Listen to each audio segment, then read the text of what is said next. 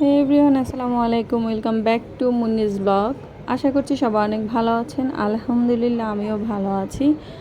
অনেক দিন পর একটি ব্লগ ভিডিও নিয়ে চলে আসলাম। আর ঈদের ভিডিওটা দেয়া হয়নি, অ্যাকচুয়ালি ঈদের মধ্যে অনেক বেশি সিক ছিলাম, দ্যাটস ওয়াই ওইভাবে ব্লগই করা হয় নাই। সো ঈদের ভিডিওটা দেওয়া হয় নাই। তারপর টুকটাক একটু একটু ক্লিপ আছে, সব কিছু মিলিয়ে হয়তো বা একটা ব্লগ করতে পারি। এখন ওইভাবে আসলে রেগুলার ব্লগ করতে ইচ্ছাও করে না। সো যাই হোক, আজ এটা ছিল ঈদের তৃতীয় দিন। ওই দিন হচ্ছে রাতের বেলা আমি আর আমার হাজব্যান্ড আমরা দুইজনে বাইরে গিয়েছিলাম ডিনার করার জন্য। ওই দিন একটু বেটার ফিল করছিলাম, সো দ্যাট আমরা চলে গিয়েছিলাম। এটা হচ্ছে রেস্টুরেন্টের নামটা আমার একদমই মনে নেই। এমন কখনোই হয় না যে রেস্টুরেন্টে গিয়ে খেয়ে এসেছি বাট রেস্টুরেন্টের নাম মনে নেই, বাট আমি কিছুতেই মনে করতে পারছি না। এটা ছিল ধানমন্ডি যে ইউনিমার্ট আছে ওইটার 3 তলায় ছিল আর কি রেস্টুরেন্টটা। সো যাই হোক, এখানে গেলাম আমরা ডিনার করার জন্য এবং খুবই রাশ ছিল, যেহেতু ঈদের পরপর ছিল। আমাদেরকে গিয়ে 10 মিনিটের মতো ওয়েট করতে হয়েছে বসার সিট পাওয়ার জন্য। আর হচ্ছে এরপর 10 মিনিট পর আমরা যখন সিট পেলাম অবশেষে, দেন হচ্ছে আমরা আমাদের অর্ডারগুলো প্লেস করে দিলাম।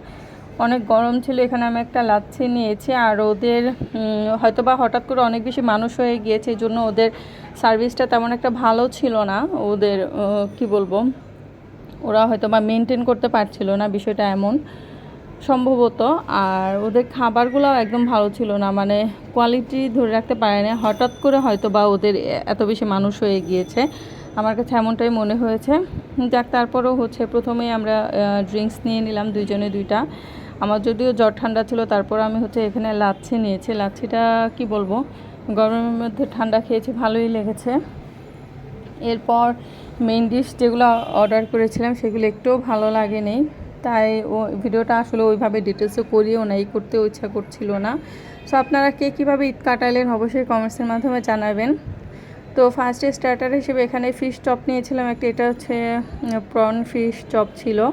তো এটা খাওয়ার পর কেমন যেন একটা খারাপ লাগছিল। এটার সাথে যে চিলি সসটা দিয়েছে, এই চিলি সসটা দিয়ে বিশেষ করে নেওয়ার পর কেমন যেন একটা ঝাঁঝ ঝাঁঝ লাগছিল, মানে একদমই কি বলবো, একদমই কেমন জানি খারাপ একটা ফিল হচ্ছিল ভেতরে আর কি। একদমই ভালো লাগতেছিল না। খাওয়ার পরে হয় না যে অস্বস্তি লাগতেছে, অনেক বাজে লাগতেছে এরকম। আর এরপর হচ্ছে আমরা মেন ডিশে নিয়েছিলাম ফ্রাইড রাইস, আর এখানে নিয়েছিলাম বিফের একটা কারি। সো এই দুটোও ছিল, একদমই ভালো ছিল না, মোটামুটি ভালো ছিল এরকমটাও বলতে পারছি না আর কি। যাই হোক, একদমই ভালো ছিল না।